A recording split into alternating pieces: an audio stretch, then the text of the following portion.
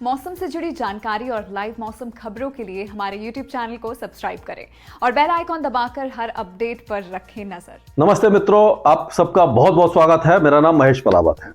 तो इस वीडियो की शुरुआत हम एक बार फिर दक्षिण भारत से ही करते हैं, तो इसको जो मैप को थोड़ा सा एक्सटेंड कर लेते हैं। तो जो वेदर एक्टिविटी हो रही थी वो अब और ज्यादा इंटेंस होने वाली है। खास करके ये जो डिप्रेशन है वेलमार्क लो प्रेशर एरिया बन गया था, अब ये लो प्रेशर एरिया में तब्दील हो जाएगा, यानी कि धीरे धीरे ये कमजोर हो जाएगा।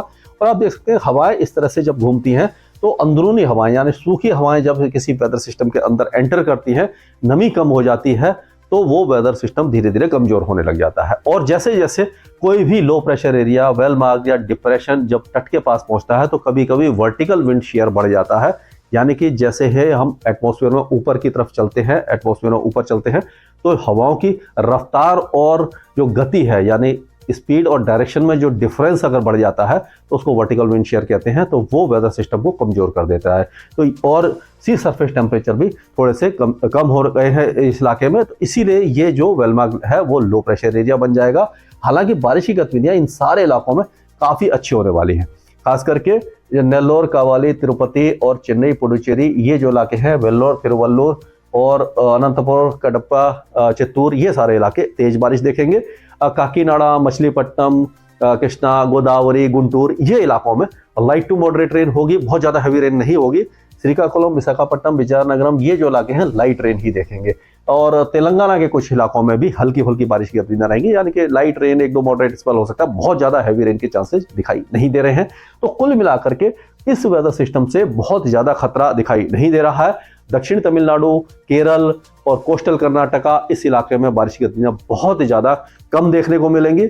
और साउथ इंटीरियर कर्नाटका जो बेंगलुरु है, मैसूर, चामराजनगर, तुमकुर, इन इलाकों में लाइट रेन और एक दो मॉडरेट स्पेल ही देखने को मिलेगी, यानी कि अब ये दो वेदर सिस्टम धीरे धीरे कमजोर होने लग जाएगा। हालांकि हवाओं की रफ्तार अभी भी 30-40 और कभी कभी 50 किलोमीटर की रफ्तार से जो कोस्टल आंध्र प्रदेश है और नॉर्थ कोस्ट ऑफ तमिलनाडु है वहां पर दिखाई दे सकती है। हवाओं के साथ साथ तेज बारिश भी कुछ इलाकों में देखने को मिलेगी और समुद्र में लहरें भी ऊंची उठेंगी। तो अगले 24 से 48 घंटों के दौरान अगर आप समुद्र के अंदर न जाएं तो बेहतर रहेगा। ये आपको प्रिकॉशन लेने की बहुत ज्यादा आवश्यकता है। और एक नया लो प्रेशर एरिया वो बनने वाला है। ये पहले तो साइक्लोनिक सर्कुलेशन बनेगा 24 तारीख को इस इलाके में बन सकता है। और अगर ये बनता है तो यहाँ पर अगर ये साइक्लोनिक सर्कुलेशन बनेगा और उसके बाद ये लो प्रेशर एरिया बन जाएगा। और अगर लो प्रेशर एरिया बनता है तो वो इस तरह से आगे जाएगा, यानी कि वो आगे की तरफ बढ़ेगा। या साइक्लोनिक सर्कुलेशन बनेगा 24 को, बारिश की गतिविधियां अंडमान और निकोबार द्वीप समूह शुरू हो जाएंगी, फिर लो प्रेशर एरिया इंड्यूस करेगा और वो इस तरह से नॉर्थ ईस्ट की तरफ चला जाएगा, यानी कि केवल अंडमान और निकोबार द्वीप समूह को प्रभावित करेगा, भारी बारिश देगा 24, 25, 26 तारीख को। और बाकी ये म्यांमार की तरफ चला जाएगा, यहां जाकर के कमजोर हो जाएगा। इसका असर भारत के पूर्वी तट पर दिखाई नहीं देने वाला है। ये तीसरा लो प्रेशर एरिया है, ये नवंबर का चौथा लो प्रेशर एरिया होगा, लेकिन अभी तक कोई साइक्लोन नहीं बना है। अक्टूबर में हमने देखा था एंड में जाकर के सितरांग बना था, बांग्लादेश में पहुंचा था। तो ये नवंबर का महीना शांत निकला है, लो प्रेशर एरिया बने हैं लेकिन कोई खास नुकसान नहीं हुआ है। अब केवल दिसंबर का महीना बचा है जिसमें अरब सागर और बंगाल की खाड़ी में साइक्लोन बन सकते हैं, समुद्री तूफान बन सकता है। और अगर अभी खास करके अगर जो नवंबर का महीना बचा है उसमें हमें उम्मीद दिखाई नहीं दे रही है कि कोई समुद्री तूफान बनेगा। अगर दिसंबर में इस तरह की साइक्लोजेनेसिस होने की संभावना होती है तो मैं आपको उससे पहले ही बता दूंगा, 7-8 दिन पहले उसका इंडिकेशन दे दूंगा और उसका ट्रैक भी बनाऊंगा और कोशिश करूंगा कि किस जगह पर किस इंटेंसिटी से स्ट्राइक करेगा उसकी सटीक जानकारी आपको दे पाऊं। तो ये तो हुआ इस इलाके की बात, यानी कि यहाँ पर कोई भी जो वेदर एक्टिविटी है वो इसी तरह से रहने वाली है। और अगर हम और आगे चलते हैं यानी कि उत्तर भारत की तरफ अगर रुख करते हैं तो आप देखिए उत्तर भारत में जो हवाएं हैं वो अभी इस तरह से चल रही है, यानी नॉर्थ वेस्टर्ली शुरू हो गई है। और ये जब तक कोई पश्चिमी विक्षोभ नहीं आएगा, ये वेस्टर्न डिस्टर्बेंस नहीं आएगा, तब तक ये नॉर्थ वेस्टर्ली फ्लो लगातार जारी रहेगा, कोई भी ऑब्स्ट्रक्शन नहीं होगा। आपको मैंने पिछले वीडियो में भी बताया था कि जब भी पश्चिमी विक्षोभ आता है तो हवाएं एंटी क्लॉकवाइज घूमने लग जाती हैं और ये जो हवाएं हैं इनको वो काटती हैं, इस तरह से घूमती हैं। अगर ये पश्चिमी विक्षोभ, अगर वेस्टर्न डिस्टर्बेंस यहाँ से आता है, आगे की तरफ आएगा और वो क्या करता है कि वो इस तरह से आगे बढ़ता है, ये आगे आएगा यहाँ पर, जो अभी फिलहाल 4-5 दिन तक दिखाई नहीं देगा। अगर वेस्टर्न डिस्टर्बेंस आता है तो हवाएं वो इस तरह से घूमने लग जाती है। और अगर वो हवाएं जब इस तरह से घूमेंगी तो क्या होगा कि ये जो उत्तरी हवाएं चल रही हैं, ये काले रंग की जो लाइन है, ये उत्तरी हवाओं को रोक देंगी।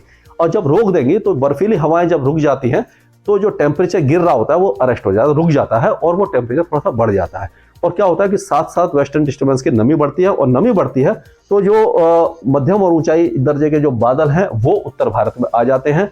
और जब बादल होते हैं तो जो मिनिमम टेम्परेचर है वो थोड़ा सा गिरना कम हो जाता है। क्या होता है कि जब सूरज छुप जाता है तो धरती एनर्जी को रिलीज करती है, यानी कि सनसेट के बाद धरती एनर्जी को, जो सन से, जो सूरज से रोशनी मिली है, एनर्जी मिली है, उसको वो रिलीज करती है।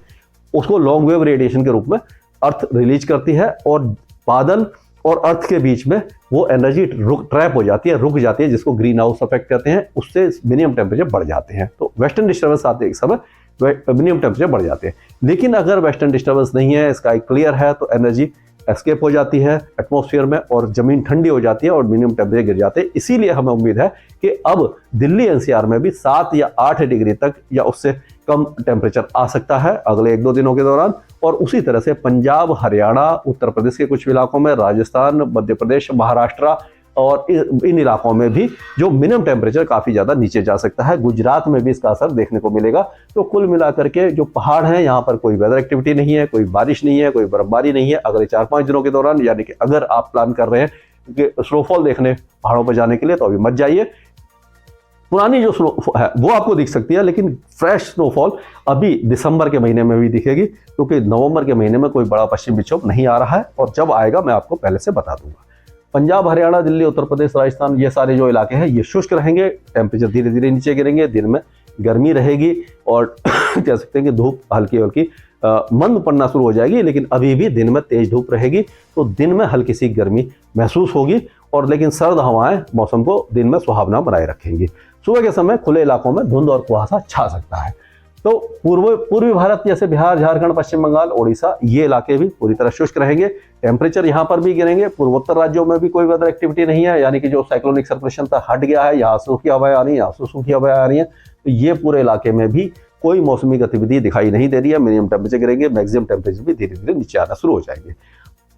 उसी तरह मध्य भारत में राजस्थान हो गया, गुजरात, मध्य प्रदेश, छत्तीसगढ़, महाराष्ट्र, यहाँ पर भी कोई भी वेदर एक्टिविटी आपको दिखाई नहीं देगी। केवल तेलंगाना के कुछ भागों में बारिश की गतिविधियां हल्की फुल्की हो सकती हैं।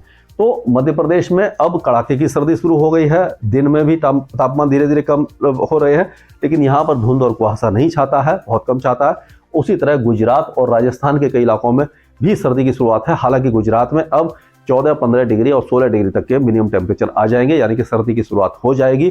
और उसी तरह से मुंबई, थाने, धानू, नासिक, मालेगांव, जलगांव, ये सारे इलाके विदर्भ में वगैरह में टेम्परेचर गिरना शुरू हो जाएंगे, यानी ठंड काफ़ी ज़्यादा बढ़ जाएगी। और जो अगर हम बात करें तो अमृतसर, जालंधर हो गया, लुधियाना, पटियाला, इधर कुरुक्षेत्र, करनाल, हिसार, नारनौल, दिल्ली में हो गया, मेरठ है, मुजफ्फरनगर, गोरखपुर, प्रयागराज, वाराणसी, ये सारे इलाकों में, लखनऊ, कानपुर, औरई, ये सारे इलाकों में अब तापमान गिरेंगे। और इसी तरह से भागलपुर, पूर्णिया, गया, पटना, मुजफ्फरपुर, और उसी तरह डाल्टनगंज और रांची, खूंटी, धनबाद, ये सारे इलाके जो ठंड है वो उसकी शुरुआत देख सकते हैं। मध्य प्रदेश और महाराष्ट्र में भी अब सर्दी की शुरुआत हो जाएगी। यानी कुल मिलाकर के नटशेल में हम ये कह सकते हैं कि ये पूरा इलाका पूरी तरह शुष्क रहेगा। दक्षिण भारत में बारिश की गतिविधियां होंगी। वेस्टर्न डिस्टर्बेंस का इंतजार है जो दिसंबर के महीने में भी देखने को मिलेगा। तब तक के लिए कोई भी वेदर एक्टिविटी उत्तर भारत में दिखाई नहीं देने वाली है। स्काईमेट वेदर में अभी के लिए इतना ही। मौसम से जुड़ी जानकारी और लाइव मौसम खबरों के लिए हमारे YouTube चैनल को सब्सक्राइब करें और बेल आइकॉन दबाकर हर अपडेट पर रखें नजर।